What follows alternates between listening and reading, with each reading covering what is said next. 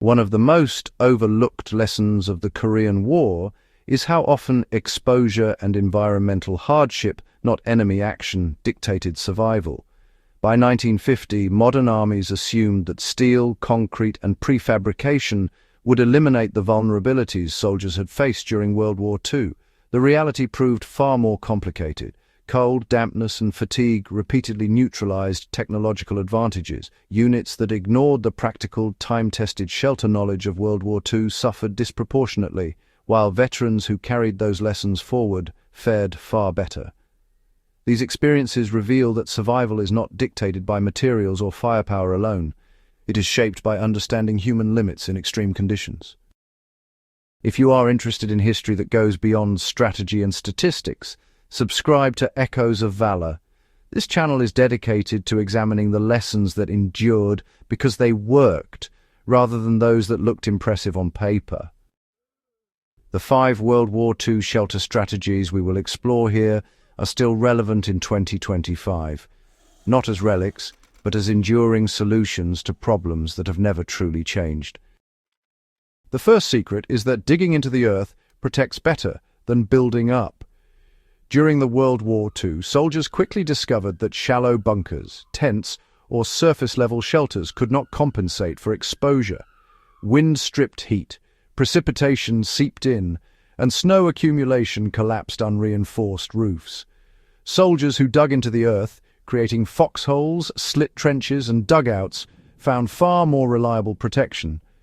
The earth acted as a natural insulator, absorbing and slowly releasing heat, dampening wind, and providing modest shielding from nearby blast effects.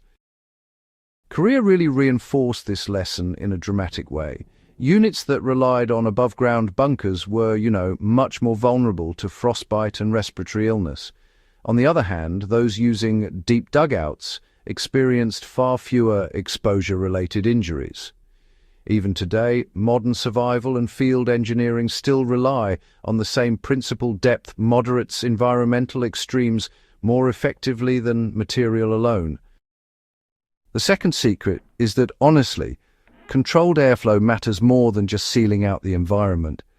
It's one of the most counterintuitive lessons that World War II veterans swore by. Airtight shelters are actually often worse than ventilated ones. Early in the war, inexperienced troops tried to block wind and cold by sealing every single gap, but the result was, trapped moisture, condensation, and even carbon dioxide buildup in those poorly ventilated spaces.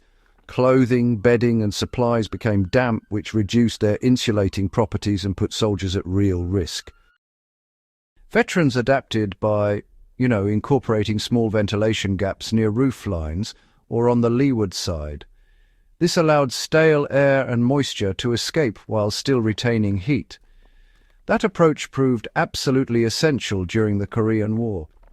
Oversealed bunkers just became damp, unhealthy environments that weakened soldiers and reduced operational effectiveness.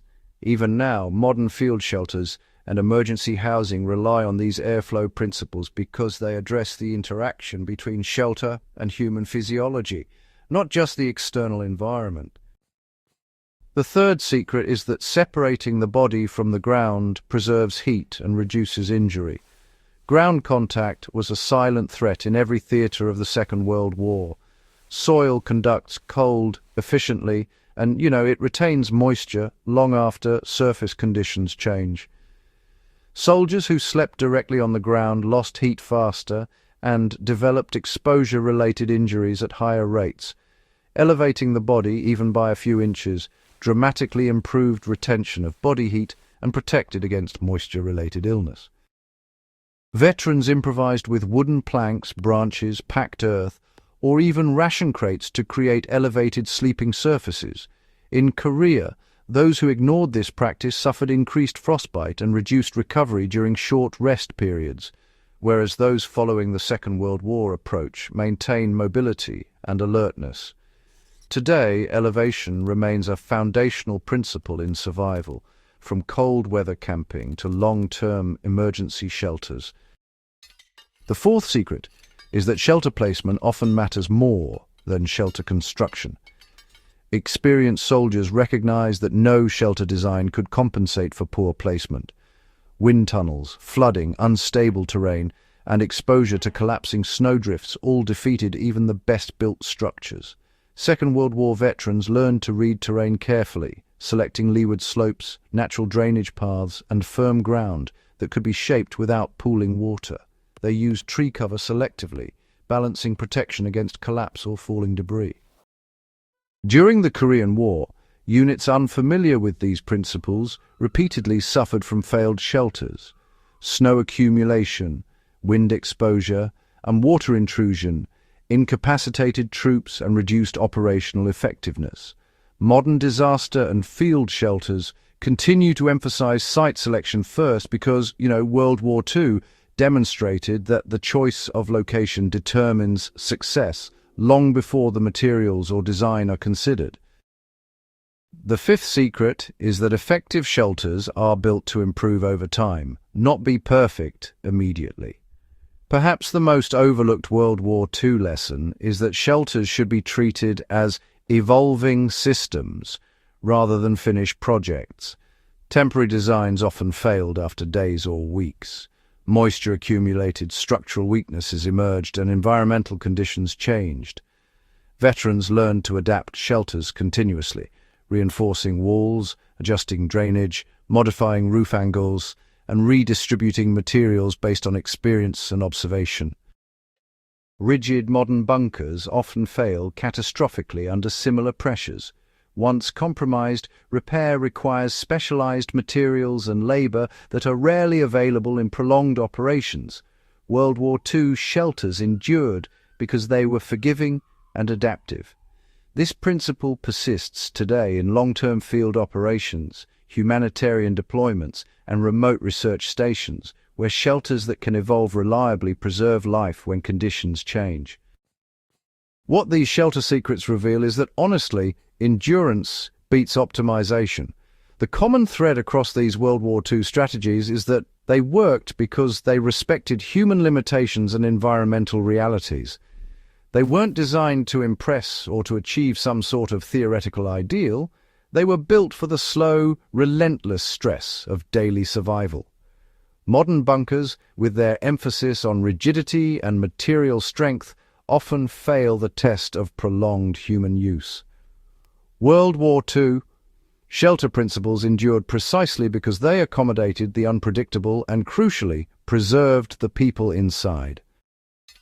The Korean War exposed just how quickly even advanced materials and planning can be rendered irrelevant without these practical considerations.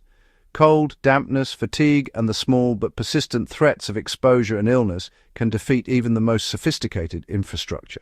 Understanding what worked in World War II and why gives us insight into human endurance, decision-making under stress, and those often overlooked factors that really determine survival in conflict zones.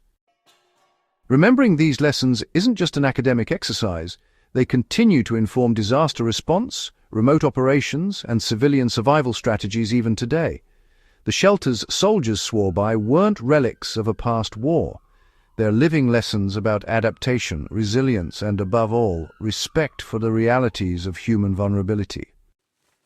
If you value military history that examines what actually preserved life under sustained pressure, go ahead and subscribe to Echoes of Valor and share this video with others who appreciate serious, in-depth analysis. These stories still matter because the conditions that shape them haven't disappeared, and the decisions they inform remain as relevant now as they were decades ago.